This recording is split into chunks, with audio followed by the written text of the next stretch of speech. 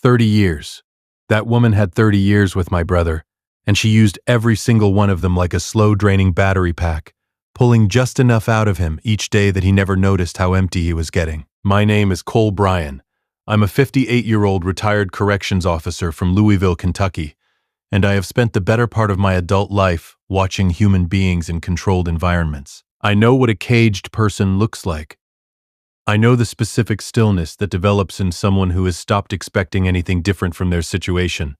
I recognized it in my brother Dean 3 years into his marriage with Sheila. I just didn't know what to do about it until the night he called me from a parking lot at 2 in the morning, shaking so hard I could hear it through the phone. Wednesday, September 3rd, 2:14 a.m. My phone buzzed on the nightstand. Patrice didn't move. She sleeps the way righteous people sleep, which is deeply and without guilt. I grabbed the phone, saw Dean's name, and was already sitting up before the first ring. Finished. Dean. Breathing. Then, Cole. One word. My brother's voice. And something in the one word that I hadn't heard since we were 9 years old and he'd fallen off the garage roof and couldn't figure out if he was hurt or not. Where are you? Kroger parking lot. Hyde Park. It's 2 in the morning. I know. I couldn't go home. There was this thing with the fishing trip and He stopped. Started again. Cole. I asked her if I could go fishing with Butch's cousin next weekend. One weekend. I haven't been fishing in 4 years. 4 years. I waited. She said no. Said she needed the garage reorganized before the Pattersons come over next month. Cole, the Pattersons aren't coming until October. I can go fishing and reorganize the garage and still have 3 weeks left over. I told her that. You know what she did? Tell me. She didn't yell. She didn't argue. She looked at me and she said, "I thought you cared about this family," and walked out of the room. A pause. I've been sitting in this parking lot for an hour because I don't know how to go back in there. I looked at the ceiling. Patrice's hand found my arm in her sleep. She has radar, that woman. And I put my hand over hers for a second. Dean. Stay on the phone. Tell me everything. He talked for 91 minutes. I know because I checked my call log the next morning, and 91 minutes still felt like he'd barely scratched the surface. The promotion at his engineering firm, the one 12 years ago that would have moved them to Portland. Dean had wanted it, had practically already accepted it in his head. Sheila called his supervisor directly and declined on his behalf. Told the man that Dean had decided the timing wasn't right for the family. Dean found out from his supervisor 2 weeks later. Sheila's explanation. I was protecting us. The savings account. Sheila's name only. Always had been. Dean's direct deposit went into it. Dean got an allowance. He used that word. Allowance. And I had to physically stop myself from saying something. For gas. And lunch. Marcus Ford. Dean's closest friend since college. The man stood as his best man at their wedding. Sheila decided, roughly 8 years ago, that Marcus was irresponsible and a bad influence.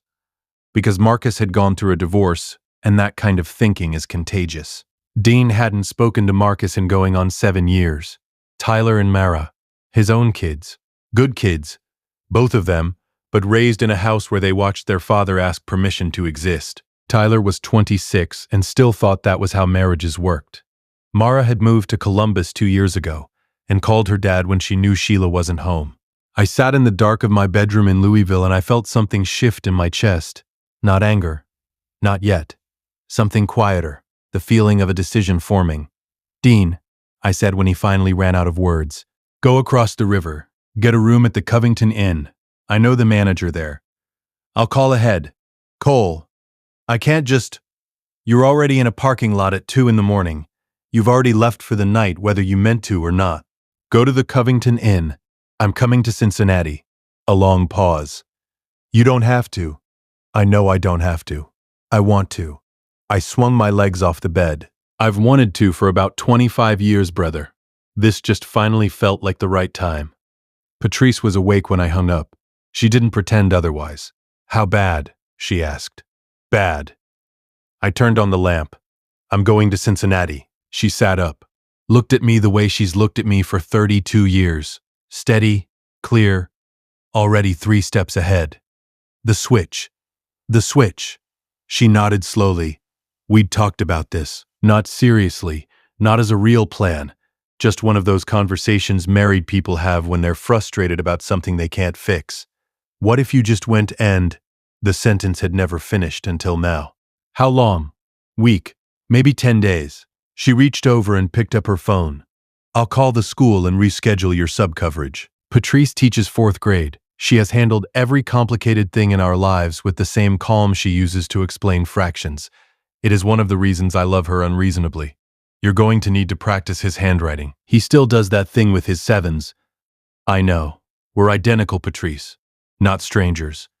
You haven't been in the same room with Sheila for 4 years. She's going to be looking for anything off. She gave me the look. Practice the 7s, Cole. I practiced the 7s. I arrived in Covington on Friday morning, September 5th. Dean was in room 114 of the Covington Inn. A good room. River view. The kind of place that's comfortable without being impressive. He looked like a man who'd slept for the first time in years and hadn't quite figured out how he felt about it. We sat across from each other at the small table by the window, and I studied his face. Same face I've been looking at since before I can remember. Same jaw. Same eyes. Same slight asymmetry on the left side that only matters to us. 58 years of the same genetic information diverged into 2 entirely different experiences. Dean looked at me the same way. This is strange, he said. It's always strange. We're twins. No, I mean, he gestured between us. You look like what I think I'm supposed to look like. Does that make sense? It made complete sense. And it was the thing that decided it for me, right there at that table. More than anything else he'd said on the phone. Here's what's going to happen, I said. You're going to tell me everything. Schedules, routines, what she makes for dinner Monday through Sunday, what you watch on weeknights, what you drive to work, what route you take, what time you're expected home. Her patterns, her triggers, her tells, everything. Cole, she's going to know. She might. Eventually.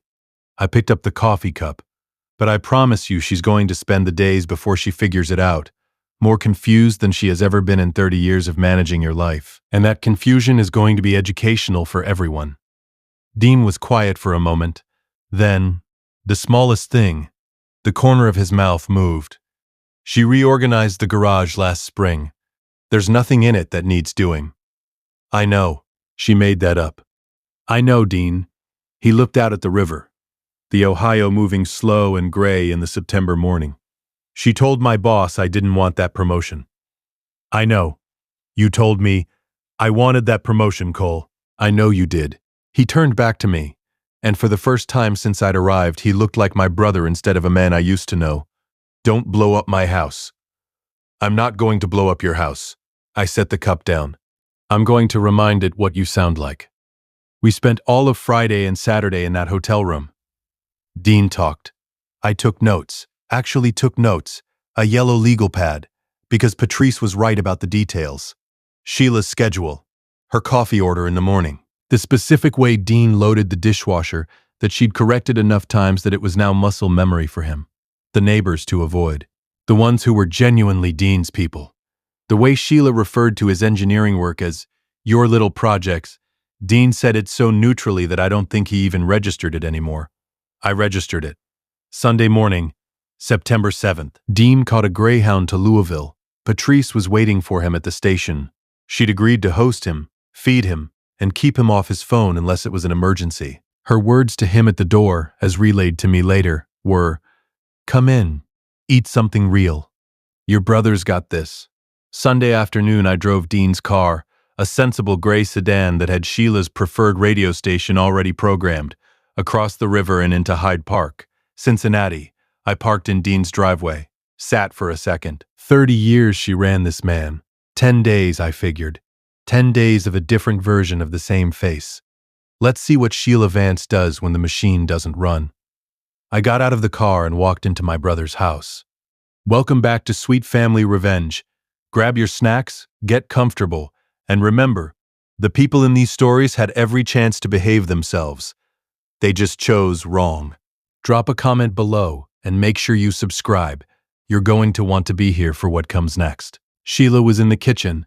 Sunday dinner, pot roast, which Dean had mentioned was her signature performance dish, The one she made when she wanted the house to feel like everything was fine. She looked up when I came in. "You're late." Traffic on the bridge. I set Dean's keys on the hook by the door. Right hook, Dean had specified. Always the right hook. And walked to the kitchen like I'd done it 10,000 times. Because Dean had. 10,000 times at least. "The Pattersons confirmed for October 15th, Sheila said, not looking up from the stove. "I told them we'd do dinner here. I need you to look at the garage this week. The shelving on the left side has been loose for months." "I'll take a look," I said. "Also, your mother called. I'll call her back." She called twice. I turned, looked at Sheila directly.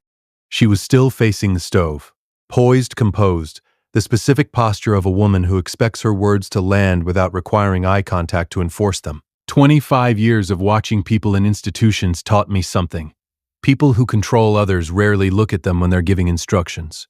Eye contact implies negotiation. Instructions don't negotiate.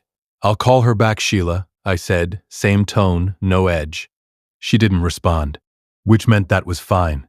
I didn't know it yet, but that exact exchange, so small, so routine, was going to feel completely different to her by Wednesday.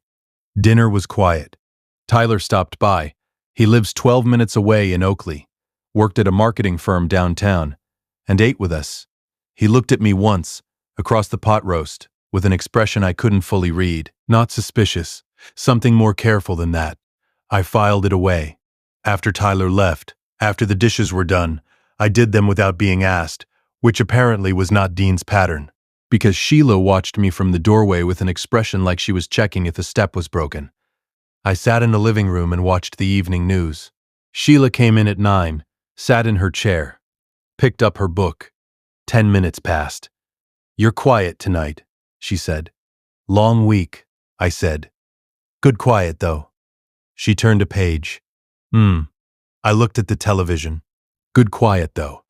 Dean had told me she hated that phrase, that he'd used it once, years ago, and she'd told him that quiet is never good. It just means something's being avoided. I waited. 30 seconds.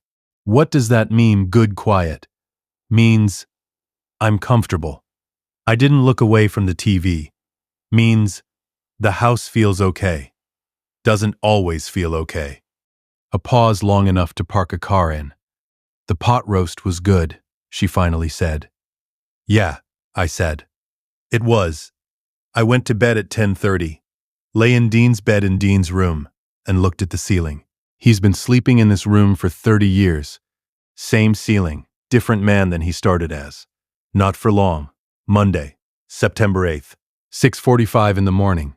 I was making coffee when Sheila came downstairs in her robe, already operating, already in the mode I'd come to think of as management posture. Chin up, shoulders set, the morning briefing face. "The Hendersons are coming Saturday," she said, pulling her mug from the cabinet. "I need you to confirm the menu with Sandra Henderson. She has that dairy thing now, and move your thing with Tyler to Sunday. Also make sure your car is out of the driveway by 10. Sandra comments on cars. I poured my coffee, turned around. No. Sheila stopped, not froze. Stopped. The way a machine stops when you pull a plug. Everything that was in motion just ceased. What? Tyler's thing stays where it is. My car's fine in the driveway. I picked up my mug. Call Sandra yourself about the dairy thing. You're better with dietary details than I am anyway. The silence that followed was the loudest thing I'd heard since leaving Louisville. Sheila's face did something I don't think her face was accustomed to doing. It searched, scrolled through responses the way you scroll through a menu looking for something that fits the situation, and came up empty. Dean. Very measured. I'm just asking you to... I know what you're asking. Still calm. Still warm even. Not cold. I wasn't being cold. That wasn't the point. The point was simply that there was a man in her kitchen who meant what he said. I'm good on all of it except those 3 things. Those 3 things I'm passing back. She left the kitchen without finishing her coffee. I didn't know it yet, but she was going directly to her phone, and who she called would become very important before the week was out. Monday's no-scent ripples. By Monday evening I felt them. Sheila was pleasant at dinner, specifically, deliberately, surgically pleasant. The kind of pleasant that is designed to make you feel the weight of the alternative. See how nice this can be when you cooperate? Dean had described this exact mode. He called it the good weather warning. Sunny skies right before she needed something. I was thinking, she said, passing the salad, that we could repaint the den before the Pattersons come. The den looks fine. It looked fine 3 years ago. It looks dated now. I like it. Pleasant face. Persistent. I just think it would be nice. Then let's talk about it after the Pattersons come and we see whether they even notice. I took the salad. No sense painting for guests who might not care. She put the salad bowl down with slightly more precision than necessary. That's 2, I thought. Keep going, Sheila. Wednesday, September 10th. Mara called in the afternoon. Dean's younger daughter, 23, calling from Columbus. She called the house phone, which I'd noted was her pattern. She avoided Sheila's cell whenever possible. Hey, Dad. Her voice was bright but listening, the specific brightness of a child who has learned to take emotional temperature before entering a room. Hey, sweetheart. How's Columbus? Good. Really good. Hey, are you okay? You sound different. Oh, she's sharp. Different how? I don't know. More. A pause. Dad, did you actually tell Mom no about something? I smiled at the wall. Why do you ask?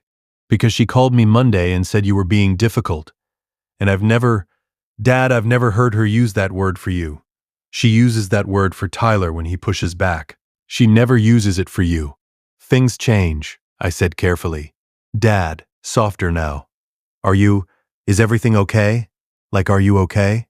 She deserves the truth. Not yet. But she deserves to know something real. I'm the best I've been in a while, Mara. I promise. You don't need to worry about me right now. A pause. She was working something out.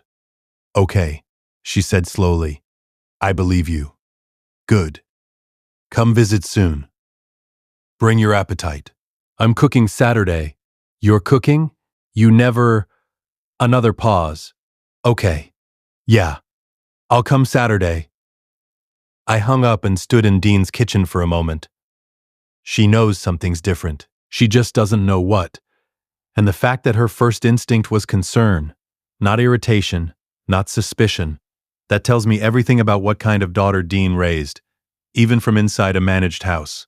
I texted Butch Keller in Louisville. How do you feel about a drive to Cincinnati Saturday? Butch texted back in 4 seconds. Do I get to watch you do the thing? Yeah. Leaving Friday night. What time? Thursday, September 11th. Sheila called Roberta. I know because Tyler told me. He stopped by Thursday evening on what I was beginning to understand were increasingly frequent visits. He'd been by Monday too, and again Wednesday for 20 minutes. Each time he watched me with that careful, unreadable expression from Sunday dinner. Thursday he stayed for an hour. We sat on Dean's back porch, September evening, cooling off, the Hyde Park neighborhood doing its quiet thing around us. She called Grandma Roberta. Tyler said, not a question. Did she? Said you were going through something, and that Grandma should probably check in. He picked at the label on his bottle. Grandma Roberta called me after, asked me if Dad seemed okay. What did you tell her? He looked at me sideways, that expression again, careful, precise, landing somewhere between a question and a statement. I told her Dad seemed great, he said. Best I'd seen him in years, honestly. We sat with that for a moment. Uncle Cole, Tyler said quietly. I didn't answer. I figured it out Monday night. He said it flat, no drama. You hold your coffee mug different. Dad holds it with both hands. You hold it by the handle. I've been watching you for 3 days. The coffee mug. Patrice would have caught that. I should have caught that. I looked at my nephew, 26 years old. His father's face, his father's steadiness, but something in his eyes that Dean had spent 30 years losing. How long have you known your dad needed something to change? I asked. He looked out at the yard. A long time. Since I was about 12, he said. And she told him he wasn't allowed to coach my Little League team anymore because it conflicted with her book club. I put my coffee mug down. Both hands. He coached 1 game. Tyler said. I remember it. He was good. He was laughing. He paused. I don't remember the last time I saw my dad laugh without checking first to see if it was okay. The yard was quiet. The neighborhood was quiet. Something in my chest that had been wound up since Wednesday's parking lot phone call unwound about 2 full turns. Tyler. I turned to look at him directly. I need you to not say anything to your mother. Not yet. Can you do that? He looked back at me, his father's eyes. Uncle Cole. I've been not saying things to my mother since I was 12 years old. I think I can manage a few more days. If you've been here a while and you want stories like this to keep coming, hit that like button and subscribe. 97% of people never do, but it's what keeps this whole thing running. Thank you. For real. Now let's get back to it. Friday, September 12th. Sheila brought out the silence. Not the conversational quiet, the weapon, the specific loaded atmospheric silence that Dean had described as her heaviest tool. The kind that fills a house like weather, where every room you walk into has the pressure of something unresolved pressing on the ceiling. I've worked in corrections, I've worked with people who used silence as a weapon for 20 years and had perfected it to an art form. I've sat across from men who hadn't spoken in 3 days, as a power move. I made coffee, made breakfast, left Sheila's portion on the counter under a plate, went to Dean's home office and worked on the crossword I'd brought from Louisville. At 11 a.m., Sheila appeared in the doorway. I don't understand what's happening with you. I looked up from the crossword. Patient. Unhurried. What do you mean? You've been different. Since Sunday. You're not talking to me. You're not. Reframed. Sheila Vance Bryan was not a woman who easily showed confusion, but what was on her face right now was as close as she got. I feel like you don't care about what I need right now. I hear that. I set the crossword down. What do you need? I need you to. She paused. The framing had been ready. She'd walked in here with it loaded, but something about the direct question seemed to interrupt the delivery mechanism. I need things to feel normal. I think things feel pretty normal to me, I said. I made breakfast. I checked the garage shelving, fixed the left side. By the way, it was just 2 loose screws. I've been right here all morning. That's not what I mean. Then help me understand what you mean, Sheila, specifically. The specifically landed somewhere. I could see it land. She looked at me for a long moment, and for the first time since Sunday, maybe for the first time in a very long time, I saw something behind the management posture. Not softness, exactly. Something more like the outline of a person who had been operating on a particular strategy for so long that being asked to name it, out loud, to someone who wasn't going to flinch, was a genuinely new experience. She left the doorway without answering. I didn't know it yet, but she was going to call Roberta again. And this time Roberta was going to say something that changed the weekend entirely. The best thing about being a twin isn't what people think. It's not the finishing each other's sentences or the feeling pain across distances thing. It's simpler than that. It's that somewhere in the world there's a person who has known your face longer than anyone, longer than your parents, longer than your wife, and when that person shows up at a moment that matters, something in you that's been braced for a long time finally gets to breathe out. Saturday, September 13th. Butch Keller arrived at 9 a.m. in his pickup truck with a cooler of drinks, a bag of chips, and the energy of a man who'd been waiting his whole life for exactly this situation. Sheila answered the door. Butch, she said, the name alone carrying an entire filed complaint. Sheila, Butch, God bless him, has never in his life acknowledged subtext. Beautiful morning, isn't it? Brought drinks? Dean around? She looked past him, at the truck, at the cooler, at Butch's general presence in the universe. He's in the kitchen. He walked past her like a man who'd been walking through doors his whole life without checking if they were open. In the kitchen, Butch set the cooler down, looked at me, and performed an extraordinary act of discipline. He held it together completely without a single crack in the facade. Morning, he said, like we'd done this 100 times. Morning, Butch. I handed him a coffee. Glad you made it.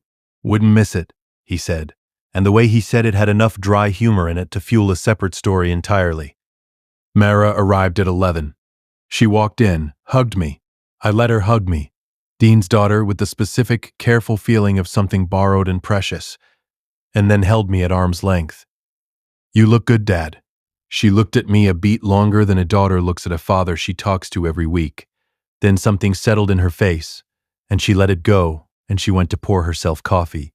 She knows, I thought. or she's close. But she's choosing to let it be whatever it is. Marcus Ford arrived at noon. I'd called him Wednesday, as Dean. Voice steady, words careful. Marcus. It's Dean. I know it's been too long. Way too long. I'm having some people over Saturday. I'd really like you to come. A silence on the other end long enough that I thought the call had dropped. Then Marcus, very quietly. Dean. Yeah. I'll be there. 59 years old, Marcus Ford. Heavier than the photos Dean had shown me. Gray at the temples. The same wide, steady face of a man who'd weathered something and come through it. He looked at me for a long second. Then he walked forward and put both arms around me, and I let him, because whatever he thought he was hugging, the gesture was 30 years overdue, and it belonged to my brother regardless. Man, Marcus said into my shoulder. Man, I missed you. I know, I managed. Me too. Sheila came down the stairs at 12:15 and stopped on the bottom step. She looked at the kitchen, at Butch, at Mara, at Marcus Ford, at the food I'd made, at the general occupied warmth of a house that had been quiet for so long that it had apparently forgotten what full felt like. Her face moved through 4 expressions. Then she straightened, walked into the kitchen with her chin up. Marcus. Flat. I didn't know you were coming. Dean invited me, Marcus said, with the specific pleasantness of a man who does not owe anyone in this room an explanation. Great to see you, Sheila. She looked at me. I looked back at her. Steady. Comfortable. At home in this kitchen in a way that, I could see her registering it, didn't feel quite right, and didn't feel quite wrong, and was slowly, quietly, making her feel like she was the one who'd walked into the wrong house. I'm glad you're here, I told her. Eat something. Roberta arrived at 1. I hadn't invited Roberta. Sheila had. Which meant Sheila had been on the phone with her mother again and had decided she needed reinforcement. Which meant Sheila was more off balance than I'd realized. Roberta Vance was 79 years old, small, upright, sharp-eyed in the way of women who've spent a long time paying attention to things they couldn't change. She came through the door, kissed Sheila on the cheek, surveyed the room, and when her eyes landed on me, they stayed. Dean. She held out both hands. I took them, looked at her. Something in her face was doing the same math Tyler had done Monday night, and she was further along in the calculation. Roberta, glad you could make it. Been a good week, I said. She held my gaze 1 beat longer than comfortable, then moved into the kitchen. I didn't know it yet, but Roberta Vance had made a phone call that morning that had nothing to do with Sheila. The afternoon moved the way good afternoons move, with noise and food and overlapping conversation. Marcus and Butch found each other immediately and settled into the easy back and forth of 2 men who'd both spent years in Dean's orbit and had never been allowed to meet. Tyler arrived at 2, walked in, looked around, saw Marcus Ford, and said, "Is that? Did someone actually invite?" And then caught himself and sat down and said nothing else. Just watched the room with the same quiet attention he'd had all week. Mara sat next to Roberta at the kitchen table. I watched them from the doorway, a conversation I couldn't hear over the general noise. Something passing between them that was low and careful, and real. Sheila managed the room the way she always managed rooms, moving through it, directing, repositioning, offering drinks people hadn't asked for, steering conversations. The performance was smooth. It was always smooth. But the room wasn't responding the way rooms usually responded to her. Because the room wasn't organized around accommodating Sheila Vance Bryan. It was organized around a man she'd thought she'd fully managed 20 years ago, doing things she'd shut down so completely that the people who remembered him doing them had stopped expecting to see it again. At 3:15, I raised a glass. To Dean, I said. The room went quiet. Wherever he is right now, and I know exactly where that is, this one's for you. The room raised their glasses. Even Sheila lifted hers, slightly, with an expression I couldn't entirely categorize. My phone buzzed. A text from Dean, from Louisville, from my house where Patrice had made him eat 3 real meals a day and sleep 8 hours, and apparently also watch old baseball games and cry once, productively, about the Portland promotion. I can hear them from here. Go get 'em, brother. I put the phone in my pocket. Looked up. Roberta was watching me from across the room. Not suspicious exactly, something more like recognition, the expression of a woman who has seen this face before and is deciding quietly what to do with the information. She put her glass down, stood up, and walked over to me with the deliberate steadiness of a 79-year-old woman who has decided she's done waiting. "Walk with me," she said. We stood on Dean's back porch, the September afternoon cooling around us, the Hyde Park neighborhood going quiet in the way it goes quiet on Saturdays, just enough sound to feel inhabited. Roberta looked out at the yard. "You're not Dean," she said. I didn't answer. "You're Cole. I've known since you took my hands at the door." She paused. "Dean always hugs me. He doesn't take hands. You took my hands because you didn't know." I leaned against the porch railing, the handshake. One more detail I missed. "Are you going to say something?" I asked. She was quiet for a moment. Then, "My husband ran the same house for 41 years. Same methods. Different name." Her voice had lost whatever was careful in it. What was underneath was just old and true and tired. I watched Sheila learn it. I thought she was protecting herself, learning how to be strong. I didn't understand what she was learning until it was too late. "Roberta, she learned it from me," she said. Flat, no drama, just a fact being put down on a table. "I taught her by showing her that this is how you keep someone. This is how you make sure they don't leave." A pause. "I lost my husband 12 years ago, and he was in that house with me for 41 years, and I don't know if he was ever happy. I've never let myself ask that question directly until just now, standing here, watching my daughter do it to your brother's house." The yard was quiet. "She loves him," I said, because I believed that was true, in whatever way she knows how. "I know she does." Roberta's voice was steady, but something in it was fraying at the edges. "That's the worst part." So did I. I looked at this 79-year-old woman on her son-in-law's back porch, holding 30 years of a pattern she'd handed down without meaning to, and I felt something that was not satisfaction and was not vindication. It was something heavier and more honest than either of those things. "Will you talk to her?" I asked. Roberta turned to look at me. "Dean's brother, the man who'd driven 4 states and worn his brother's life for a week because a phone call from a parking lot at 2 in the morning had finally made it impossible to do nothing. That's why I came today," she said. At 4:30, Dean's gray sedan pulled into the driveway. Patrice had driven him. She came in first, gave me a look that said, "I know everything and I'll debrief you later," and went to introduce herself to Marcus Ford. Dean walked into his kitchen. Same face, same height.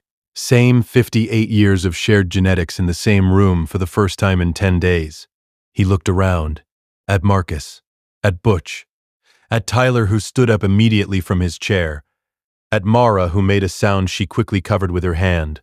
At his house. His kitchen. Full. Then he looked at me, and I stepped aside.